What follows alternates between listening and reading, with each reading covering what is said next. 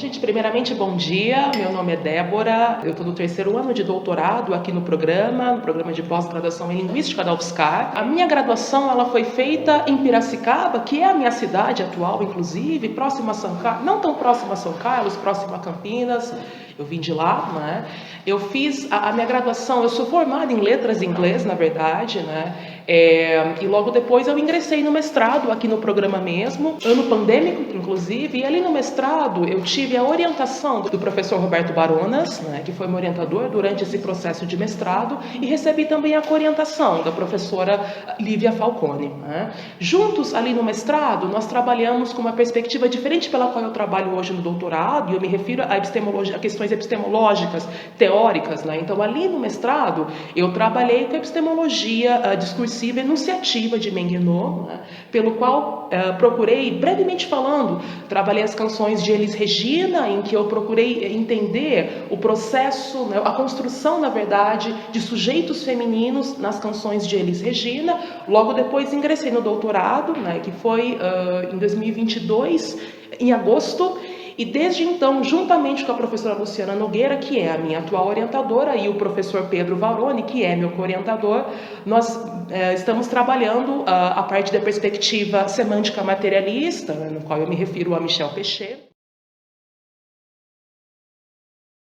Bom, então desde o mestrado eu faço parte da linha de pesquisa de linguagem e discurso, desde o mestrado aqui no programa, como também no doutorado, pelo qual nós procuramos entender o discurso, que é o nosso objeto de estudo, né?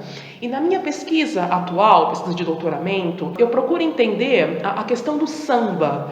E para falar sobre a questão do samba como denúncia social, que é a minha proposta, eu recorro a categorias análise do discurso para tentar entender de que forma a memória diz sobre esse samba como denúncia social. E eu retomo as condições de produção nesse caso, e quando falamos sobre condições de produção, nós falamos, no caso, em relação à minha pesquisa, eu retomo os anos novecentistas, em que São Paulo se via como uma proposta de uma grande metrópole, né?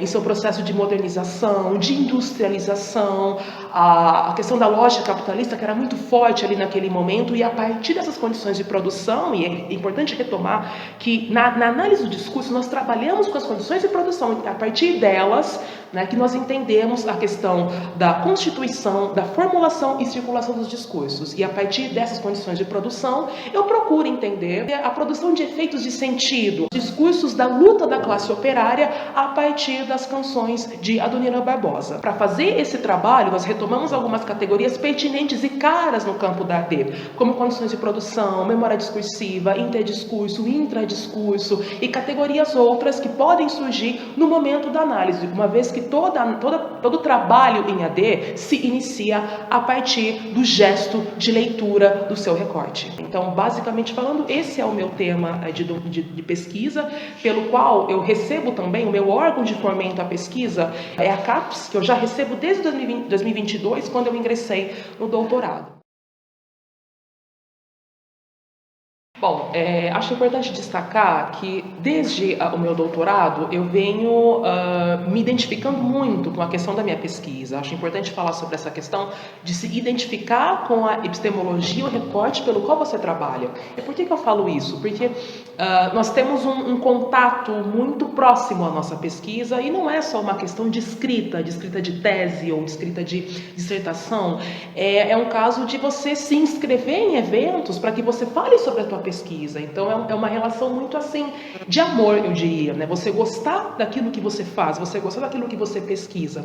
E desde então, desde o meu doutoramento, o processo de doutoramento, eu venho apresentando alguns trabalhos em eventos, né? Como também aqui da casa, recentemente tivemos o Colir, né? E nesses eventos eu procuro trazer a minha pesquisa, trazer os gestos de análise, trazer as questões pelas quais eu trabalho, né? E todo evento nós temos uma contribuição a mais de pessoas que corrigem ali na hora, que conversam com você, que trocam essas conversas, pela qual isso pode certamente edificar a nossa pesquisa. Então, desde então eu venho fazendo isso, e acho importante falar sobre essa questão de participar de eventos, porque é uma questão não apenas burocrática, mas que você pode se sentir contribuído com aquilo que falam para você, assim como você também pode contribuir com pesquisas outras, né? Falando sobre a questão de publicação, olha, uma vez que eu estou falando bastante da minha pesquisa, nós temos uma publicação recente da linguagem, que está para sair agora em fevereiro. Caso vocês queiram, se interessem por essa pesquisa, ali tem toda a contextualização teórica, discursiva, histórica, ideológica, que é presente na minha pesquisa e está presente no meu artigo. Bom, eu conheci o programa por meio de professores na graduação, né? No caso o professor Oswaldo, que é um grande professor que eu tenho até hoje, foi meu professor na graduação, que deu aula de introdução ao campo linguístico. Em conversas com ele fez toda a sua formação acadêmica aqui na UFSCar, inclusive, foi orientando da professora Sandra, nunca me esqueço disso. E ele pediu, né, para que eu viesse conhecer o campus aqui, uma vez que era um campus que ele se sentia à vontade. Ele também teve alunos que fizeram a sua formação acadêmica aqui e me indicou algumas pessoas para que eu pudesse conversar sobre essa questão de conhecer o campus. Então eu conversei com uma aluna que até então naquela época era mestranda do programa, precisamente em 2019, 18, 19, algo assim.